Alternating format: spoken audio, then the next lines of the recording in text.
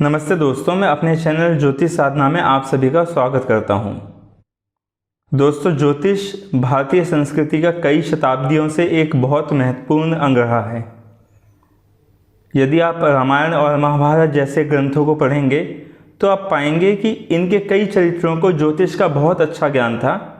यद्यपि इन चरित्रों को ज्योतिष से सीधे जोड़कर कभी नहीं देखा जाता। मैं आपके सामने 2-3 उदाहरण प्रस्तुत करना चाहूँगा।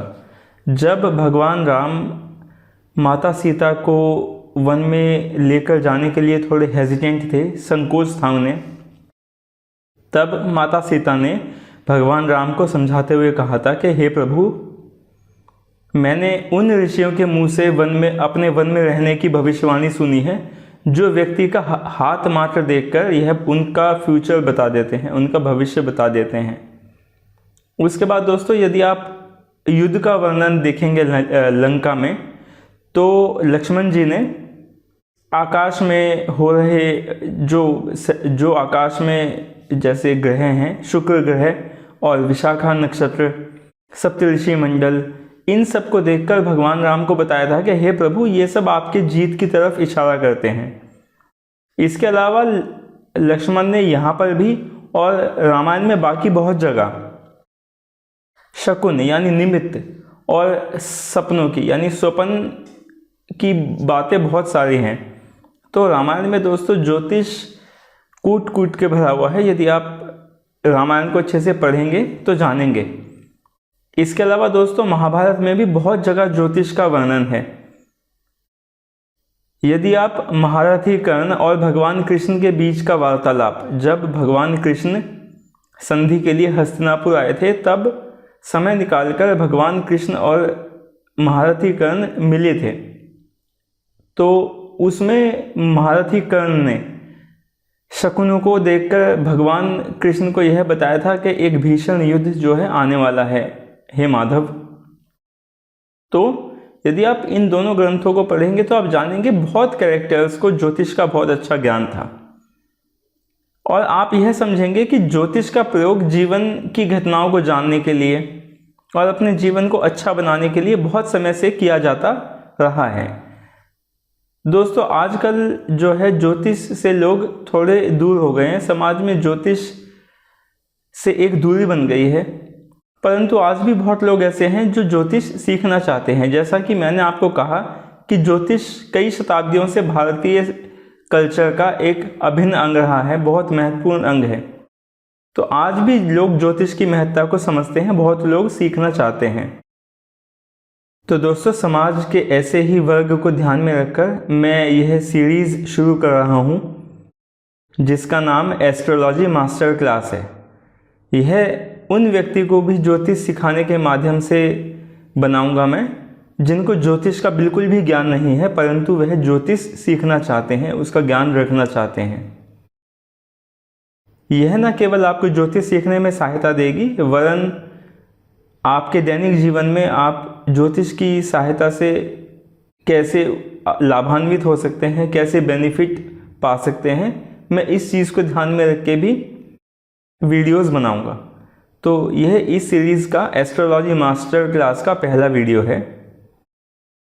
आप केवल वीडियो देखें नहीं, नोट्स भी बनाएं। एक मोटी सी नोटबुक बना लें, जिसमें जो वीडियो में आप सुने, जो समझें, उसके नोट्स बना लें। ज्योतिष सीखना दोस्तों एक मेहनत का काम है, इसे हल्के में ना लें। केवल वीडियो सुनकर आप सारी चीज़ें याद नहीं रख पाएंगे। जो आप कॉपी में नोट्स बनाते हैं, उन्हें हर दिन रिवाइज भी करें। इससे हमारे मेमोरी में रिटेन करने की क्षमता ज़्यादा होती है, और ज्योतिष में नो डाउट आपको रिटेन करने की क्षमता काफ़ी ज़्यादा चाहिए होती है। कई लोग यह सोचते हैं कि मैं ज्योतिष सीख पाऊंगा या नहीं सीख पाऊंगा। कई लोग कुंडली में इसके योग भी ढूंढते हैं दोस्तों, परंतु मैं आपसे यहाँ एक बात स्पष्ट करना चाहूँगा। यदि आप में बुद्धिमत्ता है, विजडम है, और आपका ज्योतिष सीखने की तरफ रुझान है, और आप एक जो इंटरेस्ट है उसे, जागरूकता उसे जारी रखकर सीख सकते हैं, एक रेगुलरिटी मेंटेन कर सकते हैं, तो निश्चय ही आप ज्योतिष सीख सकते हैं। इसके लिए आपको कुंडली में योग वगैरह देखने की आवश्यकता नहीं है। क्या आपने स्कूल जाने से पहले अपने मतलब आपके पेरेंट्स ने कुंडली में दिखवाई थी कि क्या ये स्कूल जा सकता है कि नहीं जा सकता, पढ़ सकता है कि नहीं? नहीं दोस्तों, शिक्षा सभी को दी जाती है इरिस्पेक्टिव ऑफ द थिंग के उस व्यक्ति की कुंडली में शिक्षा का योग कैसा है। शुरुआत तो सबकी कराई जाती है, तो आप भी कीजिए और एक उत्साह बना के रखिए। जो मैं सिखाता हूँ वो सीखिए, किताबों से पढ़िए। आजकल सोशल मीडिया में बहुत सारी चीज़ें हैं, सब चीज़ें ना पढ़ें, बहुत लिमिटेड कंटेंट पढ़ें। तो इसलिए आप किताबों से पढ़ें और सोशल मीडिया में यहाँ वहाँ जो बिखरी हुई चीज़ें हैं बिना सोर्स की, उन पर ज़्यादा निर्भर ना रहें। आप इस चीज़ को बड़ा कॉशियसली लें। आपकी कुंडली में योग है या नहीं, इस चीज़ को भूलकर आप ज्योतिष का जो शिक्षण है वो प्रारंभ करें। तो दोस्तों आइए हम ज्योतिष सीखना शुरू करते हैं। उससे पहले मैं आपसे प्रार्थना करता हूँ कि आप गणेश जी, सरस्वती माता और अपने इष्ट देव को एक बार प्रणाम करें। उनसे कहें कि आपको ज्योतिष सीखने में कोई विघ्न ना आए, जो यात्रा आप आज प्रारंभ कर रहे हैं उसमें कोई विघ्न ना आए। और थोड़ा मेरे लिए भी प्रार्थना कीजिए कि मुझे आप लोगों को सिखाने में कोई विघ्न ना आए। मैं ये जो वीडियोस हैं ये निरंतर रूप से बना पाऊँ, जिससे कि आप लोगों को जो ये एजुकेशन में इम्पार्ट कर रहा हूँ ये मैक्सिमम मैं इम्पार्ट कर पाऊँ। तो आइए शुरू करते हैं एस्ट्रोलॉजी मास्टर क्लास का पहला लेसन। दोस्तों ज्योतिष को आज हम जिस रूप में समझते हैं वह थोड़ा डिस्टॉर्टेड है, थोड़ा गलत हो गया है। एस्ट्रोलॉजी शब्द बना लिया है हमने ज्योतिष के लिए कि अगर ज्योतिष हिंदी में लिखेंगे तो एस्ट्रोलॉजी इंग्लिश में लिखेंगे, परंतु ऐसा नहीं है। हमारे जितने भी ग्रंथ हैं, वेद हैं, वे सब ज्योतिष जहाँ पर लिखा है उनका मतलब एस्ट्रोलॉजी प्लस एस्ट्रोनॉमी दोनों है। मैं आपको समझाता हूँ कैसे। सबसे पहले आप दोस्तों ये समझिए कि ज्योतिष के 3 स्कंद हैं, 3 ब्रांचेस में ज्योतिष को डिवाइड किया गया था सबसे पहले हमारे ग्रंथों में। सबसे पहला जो स्कंद है, आप कह सकते हैं ब्रांच या स्ट्रीम, वह सिद्धांत यानी गणित है। पहली स्ट्रीम है गणित, जिसे हम इंग्लिश में एस्ट्रोनॉमी कह सकते हैं। यहाँ पर दोस्तों सारा कैलकुलेटिव पार्ट आ जाता है ज्योतिष के अंदर। कौन सा ग्रह कितने दिन किस राशि में किस नक्षत्र में होगा, कब कौन सा ग्रह वक्री होगा, कब तक वक्री अवस्था में होगा, कब ग्रहण लगेगा, कब ग्रहण खत्म होगा, कब ग्रहण अपने चरम पर होगा, राहु केतु की कैलकुलेशंस, जितनी भी कैलकुलेशंस हैं, जन्म पत्री बनाना, लग्न साधन करना यानी लग्न को डिटरमाइन करना, ये सारी चीज़ें दोस्तों सिद्धांत ब्रांच जो होती है ज्योतिष की, गणित ब्रांच, इसका हिस्सा है। गणित को इंग्लिश में मैथमेटिक्स के रूप में भी ट्रांसलेट कर सकते हैं, बट इसको आप एस्ट्रोनॉमी ब्रांच अगर समझें तो ज़्यादा अच्छा है। तो दोस्तों आपने देखा कि कैलकुलेशंस यानी कि गणित, एस्ट्रोनॉमी हमारे ज्योतिष का एक अभिन्न अंग है, इंटीग्रल पार्ट है। अब दोस्तों गणित स्कंद का यूज़ करके जो हमने एक मान लीजिए कुंडली बनाई, अब बात आती है उस पर फलादेश करने की यानी उस पर प्रेडिक्शंस देने की। तो इनके लिए ज्योतिष की दूसरी ब्रांच आती है होरा शास्त्र यानी पर्सनल होरोस्कोपी। इस ब्रांच में एक नेटिव की नेटल होरोस्कोप को देखकर प्रेडिक्शंस दी जाती हैं, भविष्यवाणी की जाती है।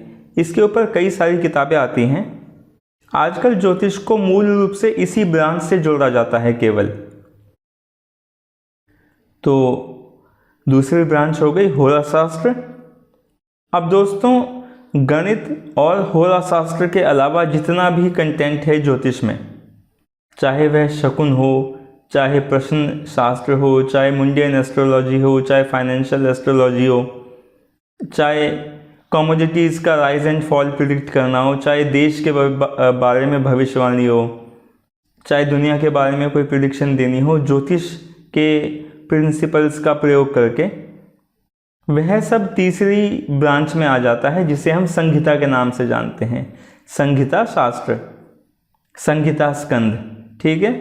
तो आजकल संहिता को लूजली ट्रांसलेट अगर हम करें तो मुंडेन एस्ट्रोलॉजी के रूप में कर सकते हैं। तो ये मुंडेन एस्ट्रोलॉजी तीसरी ब्रांच है ज्योतिष की। फाइनेंशियल एस्ट्रोलॉजी भी दोस्तों कितनी वाइड ब्रांच है, वो भी इसी का पार्ट है। तो आप सोच सकते हैं कि ये ब्रांच कितनी वाइड है। आचार्य वराहमिहिर ने अपनी किताब बृहत संहिता में लिखा है कि संहिता स्कंद इतना वास्ट है, इतना फैला हुआ है कि इसमें 4 लाख श्लोक थे उस समय जब आचार्य वराहमिहिर के काल में।